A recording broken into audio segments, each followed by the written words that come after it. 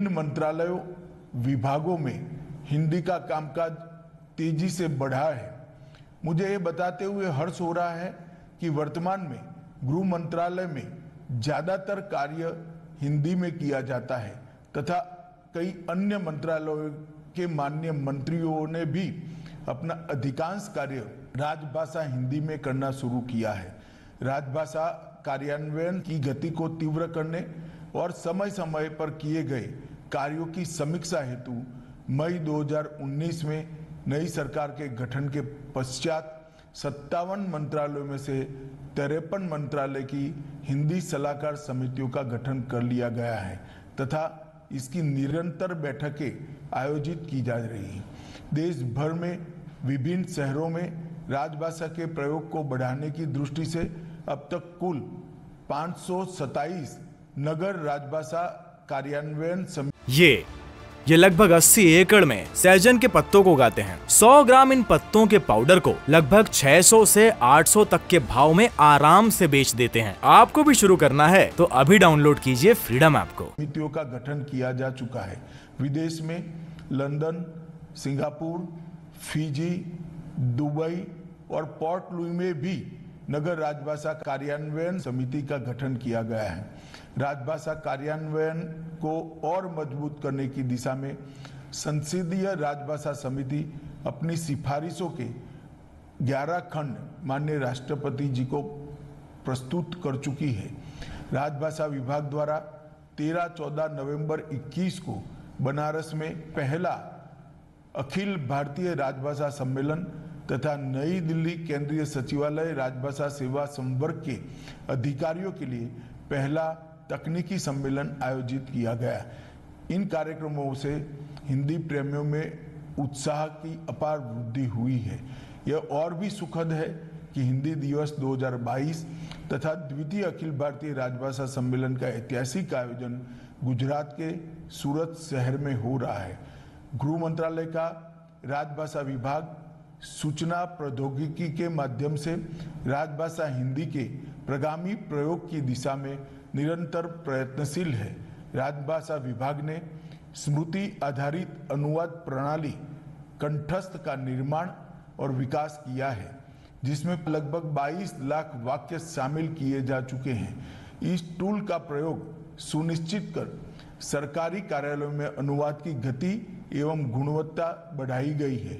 राजभाषा विभाग द्वारा जन साधारण के लिए लीला हिंदी प्रवाह मोबाइल ऐप तैयार किया गया है, जिससे अपनाकर 14 विभिन्न भाषा भाषी से निःशुल्क हिंदी सीख सकते हैं।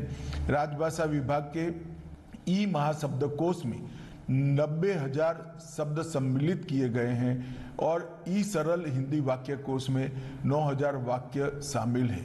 माननीय प्रधानमंत्री श्री नरेंद्र मोदी जी के नेतृत्व में देश को नई शिक्षा नीति मिली, जिसमें मातृभाषा में शिक्षा देने को प्राथमिकता दी जा रही है। राजभाषा विभाग ने अमृत महोत्सव के अवसर पर विधि, तकनीकी, स्वास्थ्य, पत्रकारिता तथा व्यवसायिक में भारतीय भाषाओं के प्रचलित शब्दों को शामिल करते हुए हिंदी से हिंदी बृहद शब्दकोश के निर्माण पर भी काम शुरू किया है और सुलभ संदर्भ के लिए एक अच्छे शब्दकोश का सृजन किया जा रहा है। इस तरह की उन्नत शब्दावली प्रशिक्षण, अनुवाद तथा शीघ्रता से ग्रहण करने में भाषा की जानकारी की दृष्टि से बहुत महत्वपूर्ण होगी। हजारों वर्षों से भारतीय सभ्यता की अविरल धारा हमारी भाषाएं, संस्कृति और लोक जीवन में सुरक्षित रही है।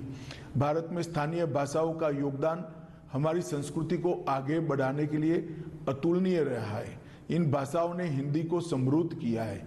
हिंदी उन समस्त भारतीय भाषाओं की मूल परंपरा से है जो इस देश की मिट्टी से उपजी है, यहीं पुष्पित और पल्लवित हुई है और जिन्होंने अपनी शब्द संपदा, भाव संपदा, रूप, शैली और अपने पदों से हिंदी को लगातार समृद्ध किया है।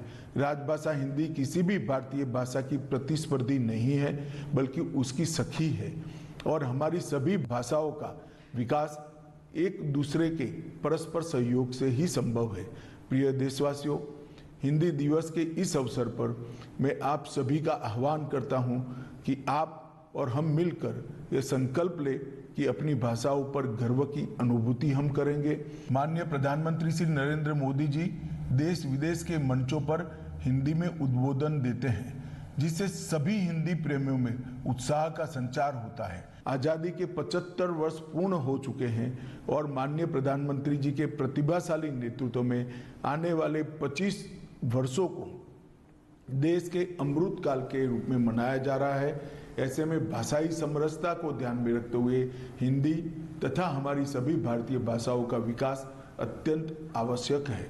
आइए आज संकल्प लें कि दैनिक कार्य में, कार्यालय के कामकाज में अधिक से अधिक काम हिंदी तथा स्थानीय भाषाओं में कर दूसरों के लिए अनुकरणीय उदाहरण प्रस्तुत करें और हमारी युवा पीढ़ी को भी इस रास्ते पर हम ले जाएं।